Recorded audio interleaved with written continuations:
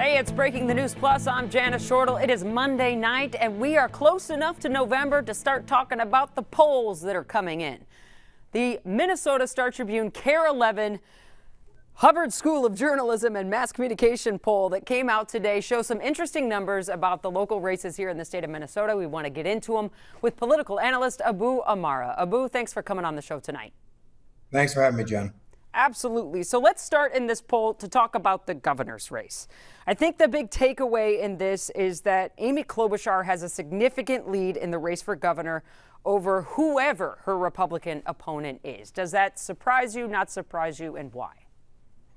That doesn't surprise me. She's undefeated. She's never lost running statewide. She has an advantage. And so I think it's going to be difficult for Republicans. Remember, it's not just that she's high, it is that they are low. And so to really stop her from getting across the line at 50%, they're going to have to get their numbers up, but they're also going to have to try to bring her down. And what was interesting to me, I mean, it may not have surprised you. It surprised me because we've covered fraud so extensively in state programs. It's basically, well, it is the reason Governor Walz dropped his bid to even run for governor for a third term. I thought that the polling would show that the Democrats are getting punished even in polling, but that fraud isn't sticking so far, at least in this poll, to Senator Klobuchar. That's exactly right, because Senator Klobuchar has been in Washington focused on a whole host of other issues. By Tim Walz taking the pill, if you will, the penicillin pill, he's the reason why the politics are out of that issue. The legislature, in a bipartisan way, has been focused on solutions. But ultimately, that means the Democratic Party gets to look forward, and Amy Klobuchar can talk about what she's going to do to stop fraud instead of saying what's been happening over the last years is part of her responsibility, if you will. And a lot of politics, you know, we argue about policies. Who has the better ideas? And that's what, you know, a politician hopes the voter has in mind when they go to the ballot box. But you and I both know, we've talked about this for years on this show, that name recognition does matter. And a part of our polling that stuck out to me is how high Senator Klobuchar's name recognition is and how low her closest opponents are, in that Lisa Demuth and Mike Lindell. Mike Lindell, the My Pillow guy, has higher name recognition than Lisa Demuth or Kendall Qualls, who are the two more reputable Republican choices for governor. Yeah, you can't vote for what you don't know, right? So ultimately, it's going to be difficult for Republicans because they're going to have to raise the money to spend to educate the public about these candidates. But at the same time, there's such a disadvantage in terms of fundraising. Amy Klobuchar is out raising these candidates 8-1, 9-1. And so it's a combination of not being known and at the same time having to spend a lot of money. It's kind of they're stuck between a rock and a hard place on how they're going to be able to build up their name ID before the August primaries. Right, and they really need to unify behind that one candidate. That didn't really come out of the convention, with Lisa Demuth staying in the race after Kendall Qualls gets the state convention's nomination. Mike Lindell, well, he's always going to stay around. But in that recognition point, that name recognition point, Amy Klobuchar's name in this poll was recognized and favorable by 50% of the people asked. Lisa Demuth's name was recognized as a name and favorable at 19%, 50 to 19. That's a large gap to fill up until November. That is a massive gap, and that speaks to the fact that Amy Klobuchar has won 3 elections statewide. Minnesota voters are very familiar with her, and they like her. And so, again, this is going to be a very difficult task. She's already basically at 50%. So if you're a Republican running, you have to get yourself up, but also you're going to have to bring that number down. And so you're going to see, I think, some attack ads and things to try to bring down Amy Klobuchar, to try to polarize the electorate, particularly after the August primary, but before Election Day in November. And one other thing to stay on this governor's race that came out of this poll in terms of a favorable for Senator Klobuchar is that she's polling really well with independent voters. How big is that? Independent voters are going to be huge in this election cycle. It's not just about getting Democrats out, although she will be focused on that. It's also reaching out to disaffected independents and even kind of liberal Republicans, if you will, who are saying, you know what, I don't like what the Trump administration's been doing over the last 2 years. And so providing a space and a place for those voters to come into the fold as well. If Amy Klobuchar can win independent voters and pull a critical mass, maybe 15, 20, 25%, of disaffected Republicans, all of a sudden you're dealing with a result where she could potentially win with 53, 54, 55% of the overall vote statewide in Minnesota. I think you bring up a really good point with independent voters, too, and the example that you gave that maybe they're not so happy in this stage of the game with the Trump administration's effect on their lives economically, or a war in Iran or something like that. That's where those independents live. So would you, if you were a Republican strategist, how would you advise a Republican candidate for governor, Qualls or Demuth, to get those independent voters? What could they say to them? Yeah, I think historically, if you look at when Republicans have been their strongest in Minnesota, it's that they've had a unique brand separate and apart from the national Republican Party. So, for example, Tim Pawlenty, when he was governor, he was a Sam's Club Republican. He could reach out to voters in the suburbs, a much broader, diverse coalition. He was able to talk to suburban women. And so I think Republicans are at their best when they're able to reach out, not just in greater parts of greater Minnesota, although they do well there, to really reach out to those moderate, middle-aged voters, women voters in the suburbs. That's the number one coalition that they have to build back if they want to be able to win statewide again. All right, Abou, let's move on to the U.S. Senate race. Tina Smith will be vacating her seat, retiring from the U.S. Senate. It has been a fight on the Democratic side between Lieutenant Governor Peggy Flanagan and Congresswoman Angie Craig to try and win on the DFL side of the ticket to face off against the Republican. Now, the Republican side of that race is also a little bit confusing because it's Adam Schwarzy who got the GOP party nod as the nominee, but Michelle Tafoya, someone that a lot of people know, is staying in the race to run against him for the Republican side of it. So let's talk about name recognition on this one.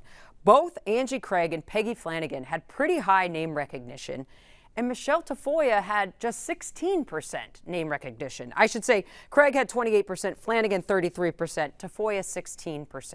What do those numbers tell you, because it is a statewide race, about name recognition in the Senate race?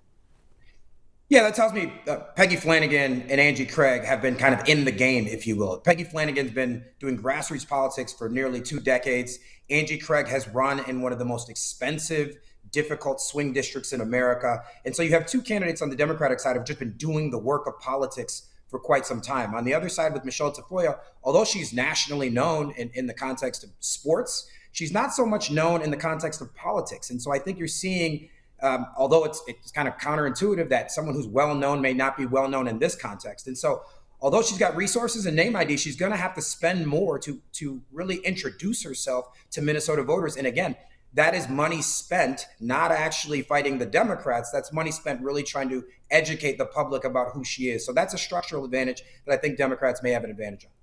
And in this case, is it a play to not spend a lot over the summer and wait until August to see who wins the primary? Are people, perhaps the Tafoyas and the Schwarzys, kind of holding back to see who comes out ahead, and then they spend like crazy after August because they're the nominee? Yeah, in the case of Schwarzy, I mean, that name ID, the vast majority of Minnesotans don't know who he is. And so he's going to have to spend just so folks recognize his name on the ballot. I think Michelle Tafoya is kind of doing a 2-step. On one level, she's spending the money so that she can ensure she wins the primary, but she's also trying to keep her powder dry and save enough resources for the general election so that she has money to spend, to contrast with the Democrats. I anticipate Michelle Tafoya really holding back a bit more, getting what she needs to do to get past August, whereas Schwarzy may have to go all in just to make sure he wins the primary. You know, and I can only just notice what I notice on being on the air on KARE 11. Angie Craig seems to be outspending on ads, or PACs for Angie Craig outspending on ads to Peggy Flanagan like 2-1. And so it seems like that she has a machine in place of people who support her, that she's trying to kind of stay in the game, even though she seems to be trailing Lieutenant Governor Flanagan for the Democratic support to win that primary. Yeah, I think that's right. And if you actually go into the polls, there's still a universe of voters there who don't know either of those 2 candidates. Although it's a sliver, it's an important sliver. And so you're seeing outside groups spend to try to really define the other candidate, because their hope is for those folks who may not know Lieutenant Governor Flanagan or who may not know Congresswoman Angie Craig, that spending may make a difference on the margins. The Democratic primary is going to be extremely close. These are 2 well-established candidates with similar name ID. The spending on the outside could make marginally a difference. And remember, Angie Craig is hoping that she can outraise Peggy Flanagan 3-1, 4-1, 5-1, and that spending advantage ultimately might be the difference. Did you take any surprises from this poll, or does the field look as you thought it would look? In many ways, the field looks like we thought it would look, but I do think Michelle Tafoya, I was quite surprised by this, someone who's been on national TV, who's covered playoff football games, who's been in front of millions of voters in their homes, that she didn't have a higher name ID. I was a bit surprised by that. The second thing I would say is, despite the fact that Peggy Flanagan and Angie Craig are known, there's still a universe of voters, a universe of Minnesotans who have not been introduced to those two candidates. And so that's really where the fight's going to be. I think those were two things that really surprised me in this poll. Yeah, that's interesting to me, too, because Peggy Flanagan has been the lieutenant governor with Tim Walz for 2 terms now and has served in the House, served with the Children's Defense Fund and private work, so has kind of been around. But I think that capitalizes the importance of a statewide election. And we can live in the 7-county metro and think everybody knows who these people are. But that's just not true, according to the poll that we participated in with 800 likely voters conducted this summer. That's right. Not everybody's political animals like me or other folks in the state of Minnesota, that they're living their lives, they're putting food on the table for their families. And so as this campaign progresses, there will continue to be opportunities, although they'll be smaller and smaller, opportunities for Peggy Flanagan and Angie Craig to introduce themselves to Minnesota voters. And margins are going to matter here. That's why I think the number one thing I'm looking for between now and August is the ultimate spend from outside groups and also the fundraising ability of both of those campaigns. I think that's going to be a large indication of who ultimately wins the primary on the Democratic side. And then in the case of Michelle Tafoya, how much does she actually spend on this primary versus how much does she really try to save going into the general election? Those are two things I'm looking at. And they are two very different fights. You know, when you're going for the primary, Tafoya has to look at Shorzy. Shorzy looks at Tafoya. How do they get rid of the other? Same for Flanagan and Craig. But then when we get to the two candidates, same for governor. What do you think Minnesotans want from their elected officials this time? Is it economics? Is it fraud? What do we want to hear? What does the voter want to have taken care of in the state of Minnesota? Yeah, to me, the top two messages this entire election cycle are going to be costs and corruption. I think on the cost side, whether it be things like gas prices, whether it be fertilizer costs if you're a farmer, whether it be inflation, costs are really hampering middle-class families. That's point number one. Point number two is going to be corruption, whether that be at the national level. They're seeing, whether it be the Trump administration, voters are not happy about that. But here at home, in terms of fraud, I think corruption is a bucket that also fills kind of the passions and concerns around the issue of fraud. So I think those two issues are going to permeate both campaigns on both sides. It's going to be cost and corruption. Well, Abou Amara, costs and corruption, you just gave away the whole playbook for both parties all the way to the primary and to November. Thank you so much for joining us this afternoon. Thanks for having me, Jana. Absolutely. That's Breaking the News Plus, breaking down the latest poll from KARE 11 Star Tribune and the University of Minnesota. I'll see you back here tomorrow night. Take care.